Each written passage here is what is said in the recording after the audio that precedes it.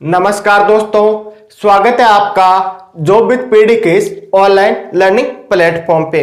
दोस्तों, आज इस क्लास के माध्यम से हम 11th क्लास के फर्स्ट चैप्टर समुच्चय का हम इंट्रोडक्शन पार्ट करेंगे।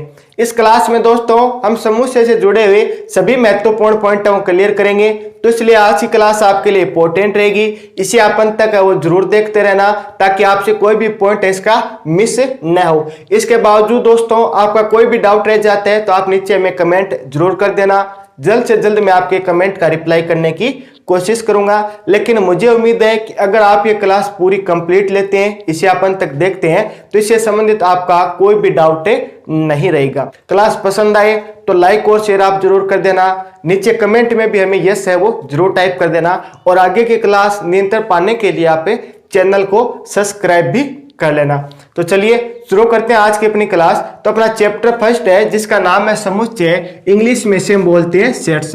ठीक है, सबसे पहले बात आती है कि समुच्चय कहते किसे हैं, क्यों इन्हें हम समुच्चय कहते हैं, यानी कि समुच्चय की परिभाषा क्या होती है। तो दोस्तों समुच्चय की परिभाषा की बात करें तो समुच्चय की परिभाषा होती है वस्तुओं के सुपरिभाषित संग्रह को समुच्चय कहते हैं। आपसे पूछा जाए कि समूह किसे कहते हैं, तब आप बताओगे कि वस्तुओं के सुपरिभाषित संग्रह को हम क्या कहते हैं, समुच्चय कहते हैं। अगर दोस्तों बोला जाता कि वस्तुओं के संग्रह को समुच्चय कहते तो अलग बात होती। हमने बोला है कि वस्तुओं के सुपरिभाषित संग्रह को हम क्या कहते हैं, समुच्चय कहते हैं। तो यहाँ पे बात की जा रही है सुपरिभाषित की। तो सुपरिभाषित का क्या अर्थ है, वस्तुओं का संग्रह, यानी कोई भी वस्तु हो सकती है। जैसे बहुत सारी भीड़ है तो भीड़ का क्या हो जाएगा दोस्तों, संग्रह हो जाएगा। मान लीजिए कि बहुत सारे आपके पास कोई खिलौने हैं तो खिलौने का क्या हो जाएगा दोस्तों, संग्रह हो जाएगा। लेकिन यहाँ पे क्या होना चाहिए, वो वस्तुओं का जो संग्रह है ना दोस्तों, वो क्या होना चाहिए, सुपरिभाषित होना चाहिए। सुपरिभाषित का मीन्स है कि उस संग्रह का कोई निश्चित मापदंड होना चाहिए। वो संग्रह है वो सभी के लिए समान होना चाहिए। ऐसा नहीं है कि किसी के लिए वो संग्रह कोई और है, किसी के लिए कोई संग्रह और है, यानी वो संग्रह हर व्यक्ति के दृष्टि से बदलना नहीं चाहिए। वो सभी के लिए एक समान होना चाहिए। कैसे, एग्जाम्पल के माध्यम से समझते हैं। जैसे मैं बोलूं अंग्रेजी वर्णमाला के स्वर, मैं बोलूं अंग्रेजी वर्णमाला के स्वर, तो दोस्तों आपके दिमाग में तुरंत क्लिक हो गया कि अंग्रेजी वर्णमाला के स्वर यानी ए होता है, ई होता है, फिर आई होता है, ओ होता है, यू होता है। तो यानी अंग्रेजी वर्णमाला के तो स्वर 5 होते हैं। आप चाहे किसी से पूछ लो, अंग्रेजी वर्णमाला के स्वर दोस्तों क्या होंगे, सिर्फ और सिर्फ ये 5 होंगे। तो यानी क्या है दोस्तों, ये सुपरिभाषित है। इनका क्या एक मान क्या निर्धारित होता है, यानी कि अंग्रेजी वर्णमाला के स्वर की बात की जाएगी तो सिर्फ और सिर्फ इन 5 की बात की जाएगी।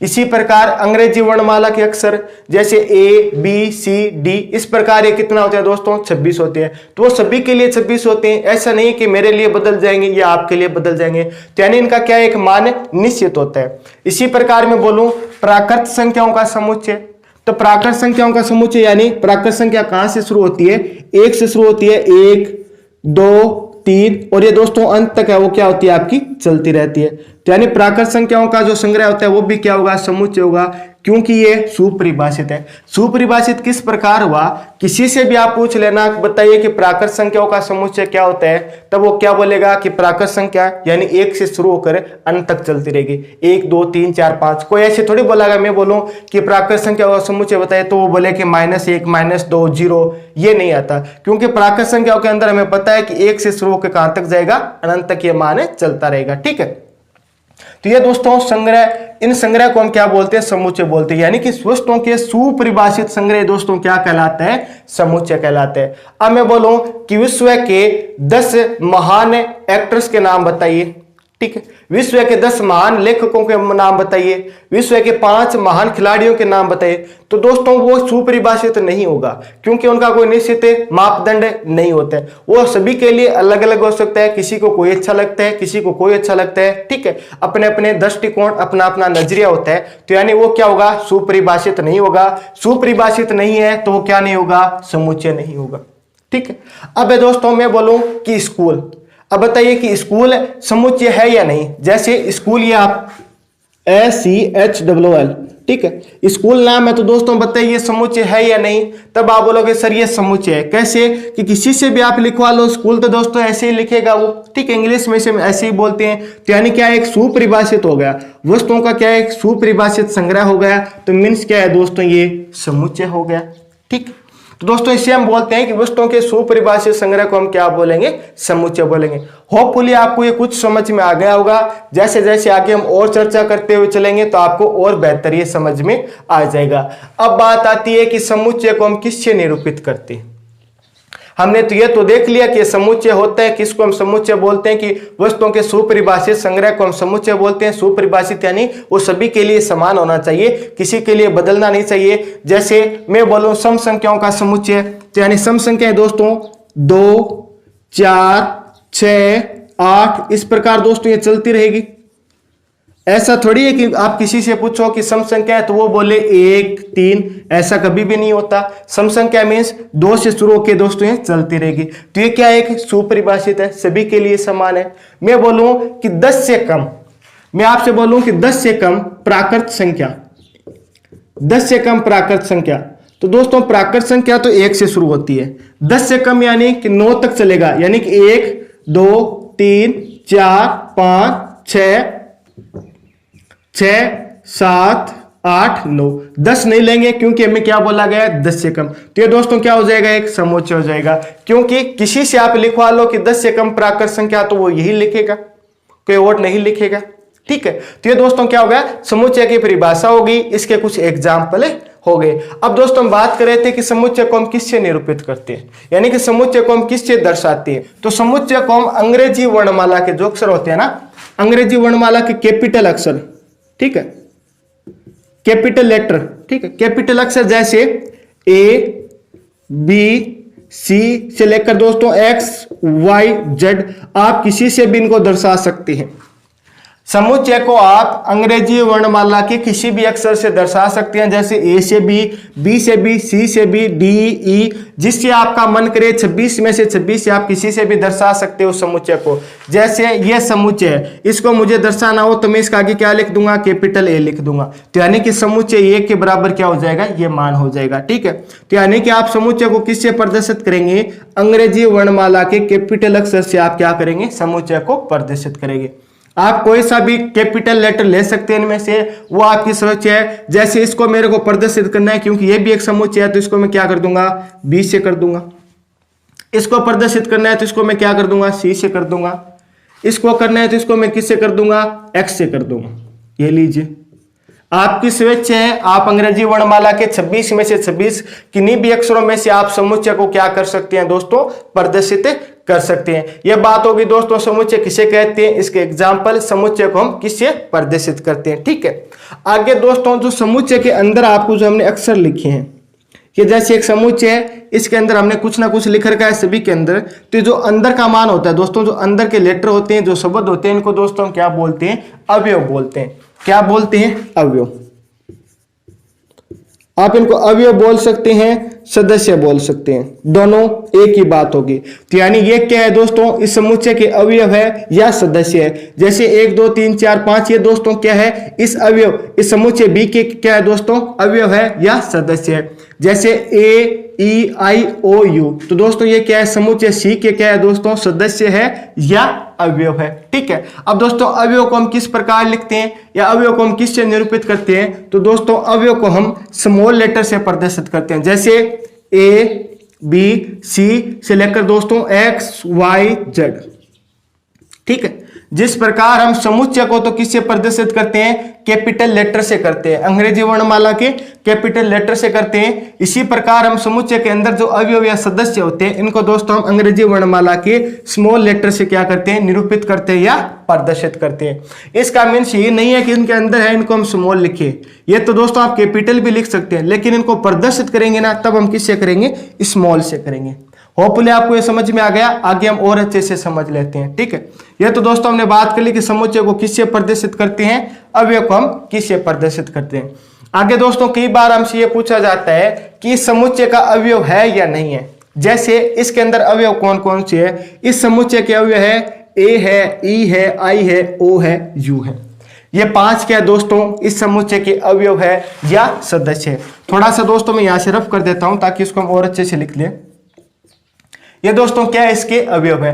तो ये दोस्तों ये इसका अवयव है या सदस्य है, तो इसको हम किस प्रकार मैथ के अंदर किस प्रकार लिखते हैं, तो दोस्तों इसको हम लिखते हैं कि ए दोस्तों अवयव है किसका, समुच्चय सी का। ये दोस्तों हमने जो साइन लिया है वो क्या प्रदर्शित करता है दोस्तों, ये प्रदर्शित करता है कि ये अवयव है या ये सदस्य है किसका, समुच्चय का। सिंबल यानी इस प्रतीक को हम क्या बोलते हैं, इसको दोस्तों हम अपसाइलन बोलते हैं। यानी कि अगर हमें बताना हो कि ए है इस सी का अवयव है, यानी कि ए इस समुच्चय सी का अवयव, तो इसको मैथ में किस प्रकार लिखेंगे, तो दोस्तों इसको हम लिखेंगे ए बिलोंग्स टू समुच्चय सी। यानी कि ये दोस्तों क्या बताता है कि बिलोंग्स टू, यानी कि ये ए है इसका क्या है, एक अवयव है। जिस प्रकार हमें लिखना हो कि ई है इस समुच्चय का एक अवयव है, तो दोस्तों हम किस प्रकार लिखेंगे, सबसे पहले ई लिख देंगे, फिर दोस्तों हम क्या लगाएंगे, ये सिंबल लगाएंगे। ये सिंबल क्या बताता है दोस्तों, ये बताता है कि ये इसका अवयव है या सदस्य है किसका, समुच्चय सी का। ठीक है, अगर इसे हिंदी में लिखना हो तो हम किस प्रकार लिखते हैं कि ई अवयव है समुच्चय सी का। ठीक है, अगर इसे हम हिंदी में लिखते हैं कि ई है वो अवयव है समुच्चय सी का, तो इसे मैथ में लिखेंगे तो किस प्रकार लिखेंगे, इसे हम लिखेंगे ई एप्सिलॉन सी। यानी कि ये क्या दर्शाता है कि ई है दोस्तों किससे बिलोंग करता है, समुच्चय सी से बिलोंग करता है। तो ये तो दोस्तों बात होगी कि समुच्चय की परिभाषा की। ठीक है, समुच्चय को हम किस प्रकार से दर्शाते हैं, तो समुच्चय को हम कैपिटल अक्षर से दर्शाते हैं। समुच्चय के अवयव को दोस्तों हम स्मॉल लेटर से दर्शाते हैं। अगर ये अवयव है, ये सदस्य है दोस्तों, इसको हम किस प्रकार मैथ में लिखते हैं, इसको हम इस प्रकार लिखते हैं कि ई बिलोंग्स टू सी, या ए बिलोंग्स टू सी, या I belongs to C, O belongs to C. या दोस्तों इसको हम इस प्रकार भी लिखेंगे आगे, जैसे मतलब मान लो कि आपको बताना हो कि ए अवयव है बी का, आपको बताना हो मैथ के अंदर, तो आप किस प्रकार बताएंगे, आप लिखेंगे एक बिलोंग्स टू बी। ये दोस्तों एप्सिलॉन का सिंबल क्या बताता है कि ये एक है दोस्तों किससे बिलोंग करता है, बी से बिलोंग करता है। यानी कि एक है वो बी का एक सदस्य है। इसी प्रकार यहाँ पे दोस्तों हमें ई नहीं, ई दिया गया, यहाँ पे हमें एफ नहीं दिया गया, यानी कि इसके अंदर हमें एफ नहीं दिया गया, हमें सिर्फ और सिर्फ 5 वर्ण दिए गए, तो हमें एफ नहीं दिया गया। तो दोस्तों एफ इस सी का सदस्य नहीं होगा, तो इसको हम किस प्रकार दर्शाएंगे, तो दोस्तों इसको दर्शाएंगे, यानी कि ये सिंबल है इसको हम इस प्रकार लिख देंगे, यानी कि F does not belongs to C. यानी कि एफ है वो समुच्चय सी का सदस्य नहीं है। तो सदस्य नहीं है तो हम इसको इस प्रकार दर्शाते हैं, अगर सदस्य है तो इसको हम इस प्रकार दर्शाएंगे। होपफुली ये बात आपको क्लियर होगी। आगे हम और इसके बारे में चर्चा करते रहेंगे। ठीक है, अब दोस्तों बात कर लेते हैं कि हम समुच्चय को किस प्रकार निरूपित करते हैं। तो ये तो हमने बात कर ली। अब समुच्चय को लिखने की जो विधियां होती है ना, जैसे समुच्चय को हमने इस प्रकार लिखा है, तो इसी प्रकार हमने क्यों लिखा, इसके पीछे कोई ना कोई कारण जरूर है। इस प्रकार इनको हमने लिख रखा है। जैसे यहाँ पे आपको मंजिला कोष्टक दिख रहा होगा, प्रत्येक के बीच में दोस्तों आपको एक लाइन से इस प्रकार ये दिख रहा होगा, अर्धविराम का आपको चिन्ह दिख रहा है। तो ये दोस्तों हमने क्यों लगाया है, इसके पीछे भी कारण है। क्या कारण है कि दोस्तों समुच्चय को निरूपित करने के लिए हम 2 विधियों का प्रयोग करते हैं। ठीक है, तो दोनों विधि कौन कौन सी है दोस्तों, एक तो आपकी रोस्टर, एक तो है रोस्टर रूप बोल सकते हैं या रोस्टर विधि बोल सकते हैं, या इसी को दोस्तों बोला जाता है सारणीबद्ध रूप। ठीक है, पहली विधि दोस्तों की रोस्टर विधि या रोस्टर रूप बोल सकते हैं, या इसको हम सारणीबद्ध रूप भी बोल सकते हैं। दूसरा दोस्तों सेकंड है समुच्चय निर्माण रूप। समुच्चय निर्माण रूप, ये दोस्तों 2 विधि होती है समुच्चय को लिखने के लिए कि समुच्चय को हम किस प्रकार लिखेंगे। एक तो होती है दोस्तों आपकी रोस्टर विधि या सारणीबद्ध रूप इसको बोल सकते हैं, या रोस्टर रूप भी बोल सकते हैं। दूसरी होती है समुच्चय निर्माण रूप या समुच्चय निर्माण विधि। तो दोस्तों ये समुच्चय को निरूपित करने के लिए, लिखने के लिए 2 विधि होती है। पहले बात आती है कि रोस्टर विधि या रोस्टर रूप या सारणीबद्ध रूप को हम किस प्रकार लिखते हैं। तो दोस्तों ये जो आपको एग्जाम्पल दिख रहे हैं ना, ये जैसे हमने समुच्चय लिखा है, ये अभी एक समुच्चय हमने लिख रखा है, ये भी समुच्चय लिख रखा है, ये भी हमने समुच्चय लिख रखा है। तो ये किस रूप में है दोस्तों, ये आपका रोस्टर विधि यानी सारणीबद्ध रूप के अंदर इसको हमने लिख रखा है। यानी कि सारणीबद्ध रूप की अगर हम विशेषता की बात करें तो इसकी क्या विशेषता होती है, तो दोस्तों इसके अंदर समुच्चय को लिखने के लिए हम क्या करते हैं, पूरे के पूरे समुच्चय को हम मंझले कोष्ठक के अंदर लिखते हैं। समुच्चय को हम क्या करते हैं, मंझले कोष्ठक के अंदर लिखते हैं। तो आप देख लीजिए सभी के सभी को हमने क्या कर रखा है, समुच्चय को मंझले कोष्ठक के अंदर लिख रखा है। ठीक है, इसके बाद में हम क्या करते हैं, प्रत्येक अवयव के बीच के अंदर अर्धविराम लगाते हैं। ठीक है। हम क्या करते हैं, प्रत्येक के बीच में क्या लगाते हैं दोस्तों, अर्धविराम लगाते हैं। आप ये देख सकते हैं हमने क्या कर रखा है, प्रत्येक के बीच में अर्धविराम का चिन्ह है वो लगा रखा है। रोस्टर विधि यानी रोस्टर रूप में आपको लिखना होता है किसी भी समुच्चय को, तो उसके लिए कुछ कंडीशन है। आपको क्या करना होता है कि सभी के सभी अवयवों को मंझले कोष्ठक के अंदर लिखना होता है, जिस प्रकार हमने लिखा है। सभी के अवयवों के बीच में आपको क्या लगाना है, अर्धविराम का चिन्ह लगाना है। ये दोस्तों देख लीजिए हमने अर्धविराम का चिन्ह लगा रखा है। इसके बाद में दोस्तों बोला गया है कि रोस्टर रूप या रोस्टर विधि के अंदर आप इनका क्रम का कोई भी फर्क नहीं पड़ेगा, क्रम का कोई फर्क नहीं पड़ेगा। इसका मीन्स है कि आप इनको किसी भी क्रम में लिख सकते हैं। जैसे कि ये पहला समुच्चय है, आप इसको इस प्रकार भी लिख सकते हैं, यानी कि वो पहले लिख दिया, फिर हमने यू लिखा, फिर हमने आई लिखा, फिर हमने ए लिखा, फिर अपने ई लिखा। आप इस प्रकार भी लिख सकते हैं, यानी कि क्रम का इसके अंदर कोई फर्क नहीं पड़ता है। जैसे हमें दिया गया 1 2 3 यानी प्राकृत संख्या का समुच्चय दिया गया है, तो आप इसको 1 2 3 5 10 फिर 6 फिर 7 इस प्रकार भी लिख सकते हैं, यानी कि इसका क्रम के अंदर कोई भी फर्क नहीं पड़ेगा, आप किसी भी क्रम में लिख सकते हैं। ठीक है, ये 3 बातें होगी। पहला, हम रोस्टर विधि यानी रोस्टर रूप को मंझले कोष्ठक के अंदर लिखते हैं, प्रत्येक अवयव के बीच में अर्धविराम का सिंबल लगाते हैं। तीसरा, कि इनमें क्रम का कोई भी फर्क नहीं पड़ता है, आप किसी भी क्रम में इनको लिख सकते हैं, इससे कोई फर्क नहीं पड़ेगा। चौथा बात कर लेते हैं दोस्तों, इसके अंदर हम अक्षरों को रिपीट नहीं करते। रिपीट नहीं करते का मीन्स क्या है, जैसे मेरा नाम पवन है, PAWAN, ठीक। पवन ये भी दोस्तों क्या होगा, एक समुच्चय होगा, क्योंकि आप किसी से भी लिखवा लीजिए, पवन नाम को अगर इंग्लिश में लिखेगा तो इसी प्रकार लिखेगा। तो यानी क्या है, एक सुपरिभाषित संग्रह, तो सुपरिभाषित संग्रह तो ये समुच्चय हो गया। इस समुच्चय को हमें क्या करना है दोस्तों, रोस्टर रूप यानी रोस्टर विधि में लिखना है। रोस्टर रूप में लिखना है तो हम इसको किस प्रकार लिखेंगे, तो दोस्तों इसको हम लिखेंगे, पहले तो हमें क्या करना है, इनको अवयवों को मंझले कोष्ठक के अंदर लिखना है। फिर प्रत्येक अवयव के बीच में दोस्तों क्या होगा, अर्धविराम का चिन्ह होगा। जैसे PAWAN, और सभी के सभी दोस्तों क्या हो गए, इस मंझले कोष्ठक के अंदर बंद हो गए, और ये अपना एक समुच्चय होगा। इसे आप कुछ भी नाम दे सकते हैं, ABCDXYZ, जो भी आपकी स्वेच्छा हो। हमने बोल दिया कि Z एक समुच्चय है, जो कि क्या है दोस्तों, पवन नाम का एक समुच्चय है। दोस्तों इसको हमने रोस्टर रूप में लिखा है। रोस्टर रूप के लिए कंडीशन क्या थी कि मंझला कोष्ठक होना चाहिए, मंझला कोष्ठक है। अवयवों के बीच में दोस्तों क्या होना चाहिए, अर्धविराम का चिन्ह होना चाहिए, वो भी है। आगे दोस्तों इसके अंदर और हमें क्या कंडीशन दी गई है कि कोई भी अक्षर आप किसी भी क्रम में लिख सकते हैं, यानी क्रम का कोई भी फर्क नहीं पड़ेगा। जैसे कि आप एन को यहाँ पे लिख सकते हैं, डब्ल्यू को यहाँ पे लिख सकते हैं, कोई भी फर्क नहीं पड़ेगा। अब दोस्तों हम बात करें चौथी कंडीशन की। चौथी कंडीशन क्या है कि आप रोस्टर रूप यानी रोस्टर विधि के अंदर जो अवयव है उनको रिपीट नहीं करेंगे। अवयव को क्या नहीं करेंगे दोस्तों, आप रिपीट नहीं करेंगे। रिपीट कैसे, जैसे PA दोस्तों पहले यहाँ पे आ चुका है, तो आप यहाँ पे से एक बार और नहीं लिखेंगे। अब आपने क्या कर दिया, यहाँ पे रिपीट कर दिया, तो आप इसको रिपीट नहीं करेंगे। तो यानी आपको क्या करना है, यहाँ से हटाना है। तो यानी कि PAWN को अगर हमें रोस्टर रूप में लिखना है तो ये होगा PAW, आगे आएगा आपका N, ठीक है, यानी कि सीधा N आएगा। यहाँ पे आपको अक्षरों को क्या नहीं करना है, रिपीट नहीं करना है।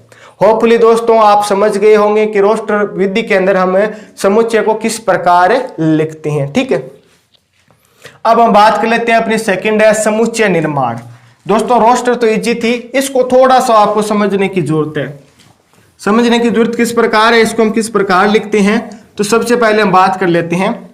अगर मान लीजिए कि अंग्रेजी वर्णमाला के स्वर है, ये दोस्तों अंग्रेजी वर्णमाला के स्वर है, ये तो हमने किस में लिख रखे हैं, रोस्टर रूप यानी सारणीबद्ध रूप के अंदर लिख रखे हैं। अगर आपको इन्हें समुच्चय निर्माण रूप में लिखना हो तब आप इसे किस प्रकार लिखेंगे, तो समुच्चय निर्माण के लिए आपको क्या करना है, इसे भी दोस्तों मंझले कोष्ठक के अंदर लिखना है।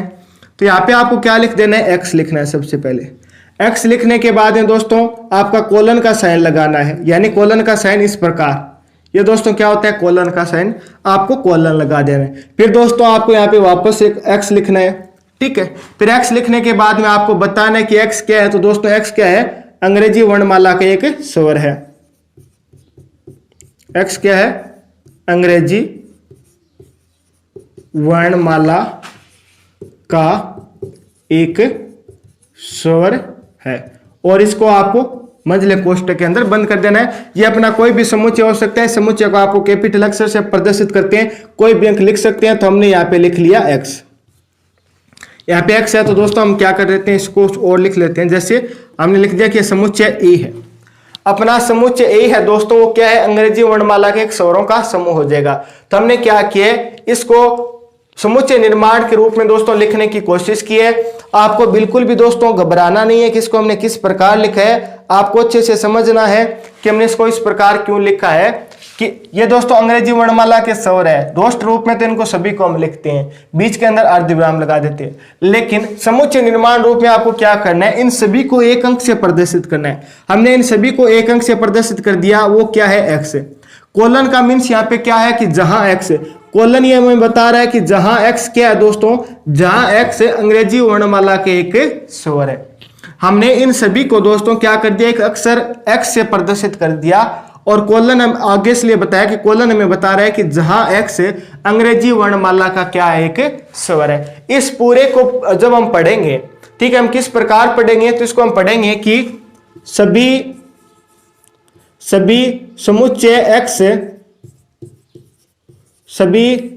सभी एक्स का समुच्चय, सभी एक्स का समुच्चय, सभी एक्स का समुच्चय, फिर दोस्तों कोलन, जहां यानी कोलन मीन्स जहां आगे का आगे हम पूरा लिख देंगे, जहां एक्स अंग्रेजी वर्णमाला का क्या है दोस्तों, एक स्वर है। ये दोस्तों मैंने आपको बताया है कि इसको अगर हमें पढ़ना हो तो हम किस प्रकार पढ़ेंगे। सबसे पहले इसको हम पढ़ेंगे कि सभी एक्स का समुच्चय, ठीक है, इसको हम क्या पढ़ेंगे, सभी एक्स का समुच्चय, कोलन का मीन्स जहां आगे का हम लिख देंगे, जहां एक्स क्या है, अंग्रेजी वर्णमाला का एक स्वर है, ठीक है। आगे दोस्तों इसको और एग्जाम्पल के माध्यम से समझते हैं। जैसे ये प्राकृत संख्याओं का जैसे हमने समुच्चय लिखा था 1 2 3 5 से लेकर इस प्रकार जो अंत तक चलता जा रहा है, तो उसको दोस्तों हमें लिखना हो तो हम किस प्रकार लिखेंगे, इसको हम लिखेंगे, तो दोस्तों इसको हम किस प्रकार लिखेंगे, सबसे पहले आपको क्या कर देना है, मंझला कोष्टक, फिर आपको एक्स, फिर कोलन, यानी कि जहां एक्स क्या है दोस्तों, एक्स एक प्राकृत संख्या है, ठीक है। हमें दोस्तों दिया गया था जो रोस्ट रूप दिया गया था किसका दोस्तों, प्राकृत संख्या का, ये हमें रोस्ट रूप दिया गया था प्राकृत संख्या का, ठीक है। हमें इसको क्या करना है, समुच्चय निर्माण रूप में लिखना है। तो समुच्चय निर्माण रूप में दोस्तों हम इसको किस प्रकार लिखेंगे कि एक्स, इन सभी को हमने क्या मान लिया, एक्स, फिर कोलन, जहां एक्स क्या है, एक प्राकृत संख्या है। आगे हमें बताना है कि एक्स हमने क्या माना है, कोलन, ये दोस्तों हमें शो कर रहा है कि कोलन का मीन्स यहाँ पे क्या होता है, जहां होता है। और दोस्तों इसका x का मीन्स क्या होता है, सभी x का समुच्चय, ठीक है। इसको हम क्या पढ़ेंगे, इस x तक को हम पढ़ेंगे कि सभी x का समुच्चय, कोलन मीन्स जहां x क्या है दोस्तों, एक प्राकृत संख्या है। तो दोस्तों इस प्रकार इसे हम समुच्चय निर्माण रूप के अंदर लिखते हैं। होपफुली दोस्तों ये आपको समझ में आ गया होगा, समुच्चय निर्माण रूप में किस प्रकार लिखते हैं, रोस्ट रूप में हम इनको किस प्रकार लिखते हैं। कोई भी डाउट रह जाता है दोस्तों, घबराने की जरूरत नहीं है। आगे हम इसके एग्जाम्पल करेंगे, क्वेश्चन आंसर करेंगे, तब आपको और बेहतर समझ में आ जाएगा। ज्यादा से ज्यादा हम जैसे क्वेश्चन सोल्व करेंगे उसी तरह आपको और अच्छे से ये समझ में आ जाएगा। अगर दोस्तों आज आपको कुछ सीखने को मिला है, आपको क्लास अच्छी लगी है, तो आप इसे ज्यादा से ज्यादा लाइक और शेयर जरूर कर देना। अगर आप चैनल पे पहली बार पधारे हैं तो चैनल को सब्सक्राइब भी कर लेना। फिर मुलाकात होगी इसी प्रकार एक और बेहतरीन क्लास के साथ। तब तक आप हंसते रहना, मुस्कुराते रहना, देखते रहना जो विद पीडी। जय हिंद, जय भारत।